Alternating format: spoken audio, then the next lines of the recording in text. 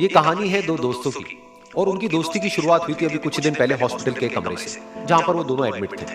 तो दोनों में से जो एक था उसको भी कुछ दिन पहले एक पैरालिसिस का अटैक आया था, जिसकी वजह से गर्दन के नीचे की उसकी पूरी बॉडी पैरालाइज हो गई थी और वो अपनी एक उंगली तक नहीं हिला सकता था।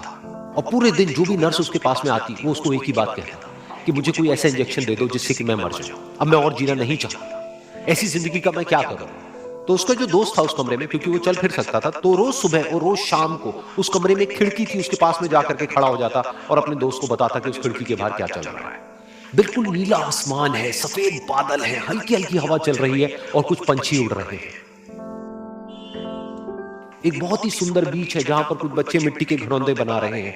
कुछ लोग हैं जो वहां पर बैठे हुए बस समुद्र की लहरों को देख रहे हैं। कुछ लोग जॉगिंग कर रहे हैं, कोई एक्सरसाइज कर रहा है, कोई पतंग उड़ा रहा है। वहां पर एक आइसक्रीम की स्टॉल है जहां पर कुछ लोग आकर के आइसक्रीम खा रहे हैं। और सनसेट के टाइम पे जो पानी है वो पूरा गोल्डन हो जाता है और चमकने लगता है।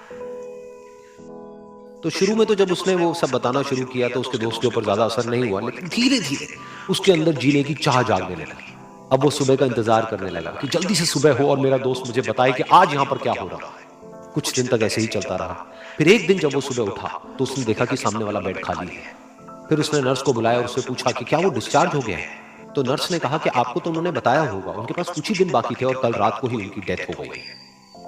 ये सुन करके उसके अंदर की उम्मीद पूरी तरह से टूट गई, क्योंकि सिर्फ उसका दोस्त ही था जिसने उसको बाहर की दुनिया से जोड़ा हुआ था, जिसकी वजह से वो जान पाता था कि बाहर क्या हो रहा है और ये दुनिया कितनी खूबसूरत है। तो कुछ दिन तक तो वो रोता रहा और उसने जीने की चाह छोड़ दी। लेकिन दूसरी ही तरफ से उसके अंदर कहीं ना कहीं एक नई चाह पैदा हुई कि काश मरने से पहले एक बार मैं खुद अपनी आंखों से देखूं इस खिड़की के बाहर कि दुनिया कैसी है। जैसे जैसे उसकी ये चाह बढ़ने लगी, उसको अपने अंदर एक अजीब सी एनर्जी महसूस होने लगी।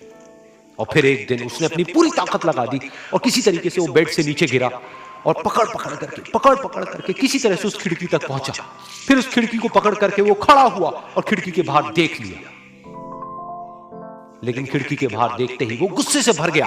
उसने जोर से नर्स को आवाज लगाई और जैसे ही नर्स आई उसने नर्स से पूछा, ये तुमने क्या किया, ये खिड़की के बाहर काली दीवार क्यों खड़ी कर दी। तो नर्स को समझ नहीं आया वो क्या बोल रहा है। वो बोली कि मुझे 5 साल हो गए हैं यहाँ पर, जब से मैं आई हूं तब से तो ये काली दीवार यहाँ पर है।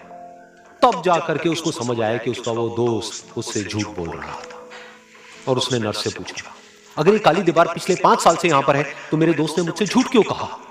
तो नर्स थोड़ा सा मुस्कुराई और बोली कि मैं ये तो नहीं जानती कि उन्होंने आपसे झूठ क्यों कहा, लेकिन मैं इतना जरूर जानती हूं कि जो भी कुछ उन्होंने आपसे कहा उसी वजह से आप अभी अपने पैरों पर खड़े हैं। तो इस कहानी से हमको ये सीखने को मिलता है कि जो हमारे शब्द हैं, जो हमारे वर्ड्स हैं, जो हम अपने मुंह से बाहर निकालते हैं, उसमें इतनी पावर है जिसकी कोई हद नहीं है। वो किसी आदमी को गिरा भी सकते हैं और उसको उठा भी सकते हैं। तो अब आपके ऊपर है कि आप अपनी इस पावर को यूज करते हो या मिस यूज करते हो।